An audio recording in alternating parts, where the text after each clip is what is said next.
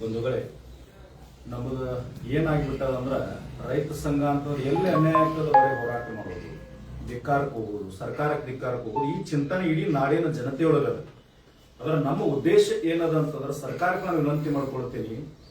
ಒಬ್ಬ ಬಾಲಬ್ರಹ್ಮಚಾರಿ ಬಾಲಯೋಗಿಗಳಾಗಿರ್ತಕ್ಕಂಥ ಪರಮ ಪೂಜ್ಯ ಗವಿಸಿದ್ದೇಶ್ವರ ಶ್ರೀಗಳು ಒಂದು ಹೋರಾಟಕ್ಕೆ ಅಣಿಯಾಗಿ ಸ್ಪಂದನೆಯನ್ನು ಮಾಡಿರ್ತಕ್ಕಂಥ ಪರಮ ಪೂಜ್ಯರಿಗೆ ರಾಜ್ಯ ಸರ್ಕಾರ ಗೌರವ ಕೊಟ್ಟು ಆ ಹೋರಾಟ ಯಾವ ಉದ್ದೇಶಕ್ಕಾಗಿ ಹೋರಾಟವನ್ನು ಇಟ್ಕೊಂಡಾರಲ್ಲ ಅದನ್ನು ಹಿಂತಕ್ಕೊಂಡು ಸರ್ಕಾರ ಪಾದಕ್ಕೆ ಬಿದ್ದು ಗೌರವ ಕೊಡಬೇಕಾಗಿತ್ತು. ಇವತ್ತು ನಾಡಿನೊಳಗೆ ಬಹಳಷ್ಟು ಪರಮ ಪೂಜ್ಯರು ಎಲ್ಲ ಹೋರಾಟಗಳಲ್ಲಿ ನಮ್ಮಲ್ಲಿ ಬೆಳಗಾಂ ಜಿಲ್ಲೆಯೊಳಗೆ ಗುರ್ಲಾಪುರ ಕಬ್ಬಿನ ಹೋರಾಟ ನಡೆದಾಗ ಶ್ರೀಶೈಲ ಜಗದ್ಗುರುಗಳ ಆದಿಯಾಗಿ 600 ಜನ ಮಠಾಧೀಶರು ಬಂದು ಬೆಂಬಲ ಕೊಟ್ಟರು. ಇದೆಲ್ಲ ನೋಡಿದ್ರೆ ಸನ್ಮಾನ್ಯ ಡಿ.ಕೆ. ಶಿವಕುಮಾರ್ ಅವರಿಗೆ ನಾನು ಪಕ್ಷಾತೀತವಾಗಿ ವಿನಂತಿ ಮಾಡ್ಕೊಳ್ತೀನಿ. ಈಗ ನಮ್ಮನ್ನ ಬೆಂಗಳೂರೊಳಗೆ ನಮ್ಮ ರಾಜ್ಯಾಧ್ಯಕ್ಷರು ಎಲ್ಲ ಮುಖಂಡರ ನೇತೃತ್ವದೊಳಗೆ 20,000 ಜನರನ್ನು ತಗೊಂಡು ಕೆಬಿ ವಿರುದ್ಧ ಹೋರಾಟ ಮಾಡಿದ್ವಿ. ಹೋರಾಟ ಮಾಡಿದಾಗ ಡಿ.ಕೆ. ಶಿವಕುಮಾರ್ ಅವರಿಗೆ ಎಚ್ಚರಿಕೆ ಗಂಟೆಯಾಗಿ ಅದನ್ನು ಹೋರಾಟ ನೋಡಿ ಆ ಗಟ್ಟಿತನವನ್ನ ನೋಡಿ ಕೆಬಿ ಖಾಸಗೀಕರಣವನ್ನು ಹಿಂತಕ್ಕೊಂಡು ರೈತ ಸಂಘ ಅಂತಂದ್ರೆ ನಾನು ಅವ್ರಿಗೆ ವಿನಂತಿ ಮಾಡ್ಕೊಳ್ತೀನಿ. ಈ ಬಿಡದಿ ಹೋರಾಟ ಆಗಿರ್ಬೋದು, ನಿಮ್ಮ ರಾಜಕಾರಣದ ಅಸ್ತಿತ್ವಕ್ಕಾಗಿ ಈ ಬಿಡದಿ ಹೋರಾಟ ಕುಮಾರಸ್ವಾಮಿ ಅವರು ಮಾಡಿದ್ರು, ಅದಕ್ಕೆ ನಾ ಮಾಡಾಕತ್ತೀನಿ ಇಂಥ ಅಸಡ್ಡೆ ಉತ್ತರಗಳನ್ನು ಕೊಡ್ತಾರ. ಘನತೆವೆತ್ತ ಈ ರಾಜ್ಯದ ಮುಖ್ಯಮಂತ್ರಿಗಳು ಮಾತನಾಡುವಾಗ ಬಹಳ ಸೂಕ್ಷ್ಮತೆಯಿಂದ ಮಾತನಾಡಬೇಕು. ಯಾಕಂತಂದ್ರ ಇಡೀ ನಾಡಿನ ಜನತೆ ಕಣ್ಣೀರು ಒರೆಸೋ ಸಲುವಾಗಿ ರೈತ ಸಂಘ ಇವತ್ತು ಜೀವಂತಾಗಿ ನಿಂತಿರ್ತಕ್ಕಂಥ ರಾಜ್ಯದೊಳಗೆ 15 ವರ್ಷದೊಳಗೆ ಕಬ್ಬಿಗೆ ₹1 ಬೆಲೆಯನ್ನು ಹೆಚ್ಚು ಮಾಡಿರಲಿಲ್ಲ, ₹300 ಹೆಚ್ಚಾಗ್ಯದ. ಮೊನ್ನೆ ನಾವು ಬರೇ ನೋಡ್ರಿ ರಾಜ್ಯದೊಳಗೆ ರೈತ ಸಂಘ ಅಂದ್ರೆ ಬರೋ ರೈತರಿಗಾಗಿ ರೈತ ಸಂಘ ಅಲ್ಲ, 2,86,000 ಹುದ್ದೆಗಳು ಈ ರಾಜ್ಯದೊಳಗೆ ವಿದ್ಯಾರ್ಥಿಗಳ ಭವಿಷ್ಯಕ್ಕಾಗಿ ಹುದ್ದೆಗಳು ಖಾಲಿ ಇದಾವೆ. ಸರ್ಕಾರಿ ಹುದ್ದೆಗಳು ಒಂದು MLA ಸತ್ತ ಅಂತಂದ್ರೆ ಒಂದು ತಿಂಗಳೊಳಗೆ ಫಿಲ್ಅಪ್ ಮಾಡ್ಕೊಂತಾರೆ, MLA ಎಲೆಕ್ಷನ್ ಮಾಡ್ತಾರೆ. 2,86,000 ಇದ್ರು ಖಾಲಿ ಇದ್ರು ಸರ್ಕಾರ ನಡೀಲಿಕ್ಕತ್ತದ. ಮೊಮ್ಮಂಡ್ ರೈತ ಸಂಘದಿಂದ ಧಾರವಾಡದೊಳಗೆ ಒಂದು 20,000 ವಿದ್ಯಾರ್ಥಿಗಳನ್ನು ತಗೊಂಡು ಹೋರಾಟ ಮಾಡಿದಾಗ ಅಲ್ಲಿಯ DC ಅವರು ಮತ್ತು ಕಮಿಷನರ್ ಆಗಿರ್ತಕ್ಕಂಥ ಶಶಿಕುಮಾರ್ ಅವರು ವಿದ್ಯಾರ್ಥಿಗಳ ಪರವಾಗಿ ಸ್ಪಂದನೆಯನ್ನು ಮಾಡಿ ಡಿ.ಕೆ. ಶಿವಕುಮಾರ್ ಜೊತೆ ಅರ್ಧ ಗಂಟೆ ಮುಕ್ತವಾಗಿ ಚರ್ಚೆ ಮಾಡ್ಲಿಕ್ಕೆ ಅವಕಾಶ ಕೊಟ್ಟಾಗ ಈ ಘೋಷಣೆ ಆಗಿಬಿಟ್ಟರು. 72,177 ಹುದ್ದೆಗಳನ್ನು ಕರೀಲಿಕ್ಕೆ ಈಗಾಗಲೇ ನೋಟಿಫಿಕೇಶನ್ ಮಾಡಿರ್ತಕ್ಕಂಥದ್ದು, ಆರ್ಥಿಕ ಇಲಾಖೆ ಬಿಲ್ ಪಾಸ್ ಮಾಡಿರ್ತಕ್ಕಂಥದ್ದು. ನಾನು ಸರ್ಕಾರಕ್ಕೆ ಏನು ವಿನಂತಿ ಮಾಡ್ಕೊಳ್ತೀನಿ, ಒಂದು ಜಾತಿ ಧರ್ಮ ಕ್ಷೇತ್ರಕ್ಕೆ ಪ್ರಾಧಿಕಾರಗಳನ್ನು ಮಾಡಿರಿ, ನಿಗಮ ಮಂಡಳಿಯನ್ನು ಮಾಡಿರಿ, ಇಡೀ ನಾಡಿನ ಪಕ್ಷಾತೀತ ರೈತರ ಉದ್ಧಾರಕ್ಕಾಗಿ ಏನು ಮಾಡ್ರಿ ಅಂತಂದ್ರೆ ಈಗ ನೀವು ತಾವು ಮುಖ್ಯಮಂತ್ರಿಗಳಾಗಿದ್ದೀರಿ, ನಾನು ಪಕ್ಷಾತೀತವಾಗಿ ವಿನಂತಿ ಮಾಡ್ಕೊಳ್ತೀನಿ, ರೈತ ಪ್ರಾಧಿಕಾರವನ್ನು ಮಾಡಿ. ರೈತ ಪ್ರಾಧಿಕಾರ ಮಾಡಿದ್ರಿ ಅಂತಂದ್ರೆ ಏನಾಗ್ತದೆ, ನಾಡಿನೊಳಗೆ ಎಲ್ಲಿ ರೈತರ ನ್ಯಾಯ ಆಗ್ಯದ ಪಕ್ಷಾತೀತವಾಗಿ ಆ ರೈತರ ನ್ಯಾಯವನ್ನು ಬಗೆಹರಿಸಲಿಕ್ಕೆ ಒಂದು ಅನುಕೂಲ ಆಗ್ತದೆ. ಎರಡನೇದಾಗಿ ಏನ್ ಆಗಬೇಕಾಗ್ಯದ ಮೊನ್ನೆ ಒಂದು ಮಾತಾಡಿದ್ರು ಅವ್ರು, ನಾವು ಮಾತನಾಡೋರು, ಗುರುಜಿ ನಾವು ಭ್ರಷ್ಟಾಚಾರ ಮುಕ್ತ ರಾಜ್ಯ ಮಾಡಬೇಕ್ರಿ ಅಂತ. ಭ್ರಷ್ಟಾಚಾರ ಮುಕ್ತ ರಾಜ್ಯ ಮಾಡಬೇಕು ಅಂದ್ರೆ ಭ್ರಷ್ಟಾಚಾರ ಮುಕ್ತ ನೇಮಕಾತಿ ಆಗ್ಬೇಕು ರಾಜ್ಯದೊಳಗೆ. ಯಾಕಂದ್ರೆ ಒಬ್ಬ ತಹಸೀಲ್ದಾರ AC DC ಆಗಿ ಬಂದವರು ಜನರಿಂದ ಹಣ ಕೇಳಿಕತ್ರ ಅಂತಂದ್ರ ಅಧಿಕಾರಿಗಳ ಹಣ ಯಾರ ಹತ್ರ ಕೇಳ್ತಾರ? ರೈತರ ಹತ್ರ ಕೇಳ್ತಾರ. ಈಗ KPSC ತಾವೆಲ್ಲ ಮಾಧ್ಯಮದೊಳಗೆ ತಾವು ಬರ್ದಿರಿ ಈಗಾಗಲೇ, ಒಬ್ಬ KPSC ಅಧ್ಯಕ್ಷ ತಮ್ಮ 2 ಮಕ್ಕಳನ್ನ ಕ್ಲಾಸ್ 1 ಅಧಿಕಾರಿಗಳನ್ನ ಮಾಡ್ಲಿಕ್ಕೆ ಅಧಿಕಾರ ದುರುಪಯೋಗ. ನಾನು ವಿನಂತಿ ಮಾಡಿ ಅವ್ರಿಗೆ ಏನ್ ಮಾಡ್ಕೊಂಡೀನಿ ಅಂತಂದ್ರೆ ಎಷ್ಟು KPSC ಮೆಂಬರ್ ಅದರ ಎಲ್ಲರೂ ಅಮಾನತ್ತು ಮಾಡಿ ಅದನ್ನ ರದ್ದು ಮಾಡ್ಲಿಕ್ಕೆ ಬರೋದಿಲ್ಲ, ಸಂವಿಧಾನಬದ್ಧ ಸಂಸ್ಥೆ ಆಗ್ತದ. ಅಮಾನತಿನೊಳಗೆ ಇಟ್ಟ 5 ಜನ ನಿವೃತ್ತ ನ್ಯಾಯಾಧೀಶರ ನೇಮಕದೊಳಗ ಎಲ್ಲ ಇಲಾಖೆ ಹುದ್ದೆಗಳನ್ನು ತುಂಬಿಕೊಡ್ರಿ ಅಂದ್ರೆ ಪಾರದರ್ಶಕ ಆಗ್ಲಿಕ್ಕೆ ಸಾಧ್ಯ ಅದ. ಮತ್ತೀಗ 50 ಲಕ್ಷ 60 ಲಕ್ಷ 70 ಲಕ್ಷ ಒಂದು ಹುದ್ದೆಗೆ ಅಂತ ಜನ ಮಾತಾಡ್ತಾರೆ. ಅಷ್ಟು ಕೊಟ್ಟು ಒಬ್ಬ ರೈತನ ಮಗ ಜಮೀನು ಮಾರಿ ನೌಕರಿ ಇಡದ ಅಂತಂದ್ರೆ ಎಷ್ಟು ಅನಾನುಕೂಲ ಆಗ್ತದೆ.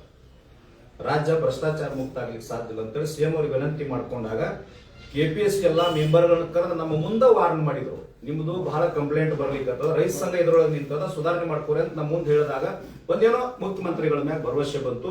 ಈಗ ಹಂಗೆ KB ಹಿಂತಕ್ಕೊಂಡಿರಿ, ಹಂಗ ಬಿಡದಿ ಹೋರಾಟವನ್ನು ಹಿಂತಕ್ಕೊಡ್ರಿ.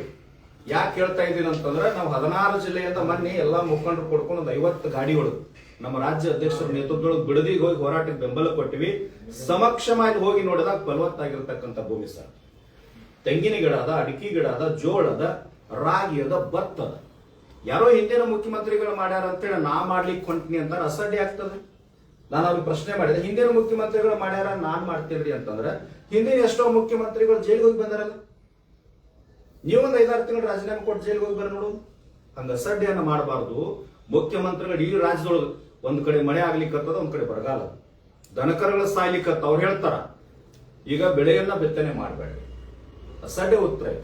ಯಾಕಂದ್ರೆ ಒಬ್ಬ ರಾಜ್ಯದ ಮುಖ್ಯಮಂತ್ರಿಗಳಾಗಿರ್ತಕ್ಕಂಥವ್ರು ಪ್ರತಿಯೊಂದ್ರೊಳಗೆ ನೋಡ್ರಿ ರೈತ ಅಂತ ಬಂದಾಗ ವಿರೋಧ ಮಾಡ್ತದೆ ಯಾವುದೇ ಸರ್ಕಾರ ಇರಲಿ. ಇವತ್ತು ಭಾರತೀಯ ಜನತಾ ಪಕ್ಷ ಇರಲಿ, ಕಾಂಗ್ರೆಸ್ ಇರಲಿ, JDS ಇರಲಿ, ಮತ್ತೊಂದಿರಲಿ, ವಿರೋಧ ಪಕ್ಷ ರಾಜ್ಯದೊಳಗೆ ಸತ್ತಂಗ ಆಗಿಬಿಟ್ಟದ. ಇವತ್ತು ಯಾವುದೇ ಜಿಲ್ಲೆ ಯಾವುದೇ ತಾಲೂಕು ರಾಜ್ಯ ಮಟ್ಟದೊಳಗೆ ಏನೋ ಅನ್ಯಾಯ ಆದ್ರೂ ರೈತ ಸಂಘದವರ ಕೇಳಬೇಕು.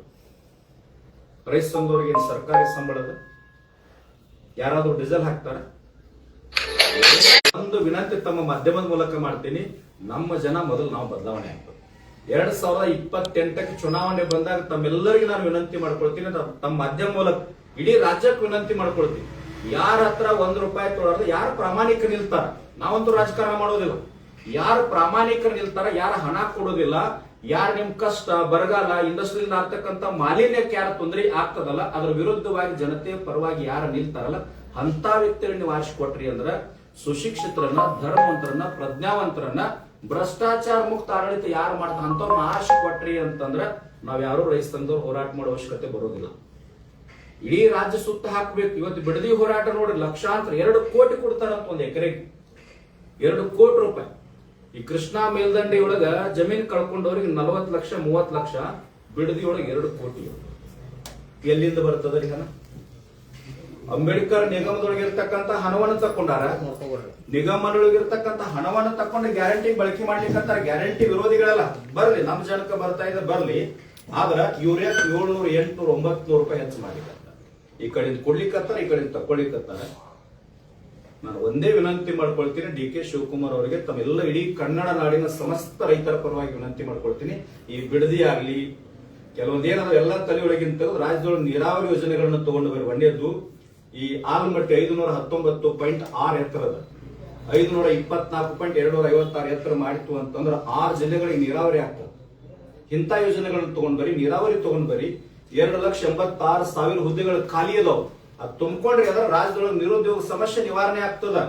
ಆ ಬಿಡದಿ ಸಮಸ್ಯೆಗಳನ್ನ ಬಿಡ್ರಿ, ಎಲ್ಲೆಲ್ಲಿ ಜಮೀನು ಕಳ್ಕೊಂಡಾರ, ಯಾರು ಬಡವರು ಅದಾರ, ನಿರ್ಗತಿಕರದಾರ, ಅವ್ರಿಗೆ ಜಮೀನು ಏನ್ ಸಮಸ್ಯೆ ಅದನ್ನ ಮಾಡ್ತಕ್ಕಂಥ ಕೆಲಸ ಮಾಡ್ರಿ.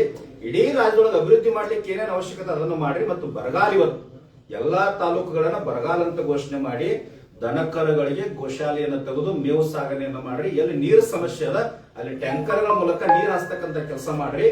ಇನ್ನೊಂದು ಏನಂತಂದ್ರ ತಹಸೀಲ್ದಾರು DC ಎಲ್ಲಾರ ಮುಖಾಂತರ ಏನ್ ಮಾಡ್ತಾ ಇದ್ರೆ ಒಂದು ನಿಯೋಗವನ್ನ ಇಡ್ರಿ.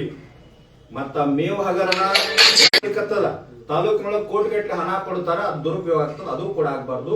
ಇವತ್ತು ನಾವು ಕೊಪ್ಪಳ ಜಿಲ್ಲೆಯಿಂದ ಪ್ರಾರಂಭ ಮಾಡ್ತಾ ಇದ್ದೀವಿ. ಭ್ರಷ್ಟಾಚಾರ ಮುಕ್ತ ಆಡಳಿತ ಆಗಬೇಕು ಅಂತಂದ್ರೆ ನಮ್ಮ ನಾಡಿನ ಜನ ನಾವು ಜಾಗೃತ ಆಗಬೇಕು. ನಿಮ್ಮ ಮಾಧ್ಯಮಕ್ಕೆ ನಾನು ವಿನಂತಿ ಮಾಡ್ಕೊಳ್ತೀನಿ, ಏನಂತಂದ್ರೆ ನಿಮ್ಮಿಂದ ಇವತ್ತು ರೈತ ಸಂಘ ಜೀವಂತ ಅದ ನಾಡಿನೊಳಗೆ. ಯಾಕಂದ್ರೆ ಬಹಳಷ್ಟು ಜನ ರಾಜಕಾರಣಿಗಳು ಸುದ್ದಿಯನ್ನು ಮಾಡ್ತಾರೆ, ಆದ್ರೆ ರೈತರ ಸುದ್ದಿಯನ್ನ ನೀವು ಮಾಡಿದ ತಕ್ಷಣ ಇವತ್ತು ರಾಜ್ಯದೊಳಗೆ ನಾವು ಜಾಗೃತ ಆಗಿರ್ತಕ್ಕಂಥದ್ದು.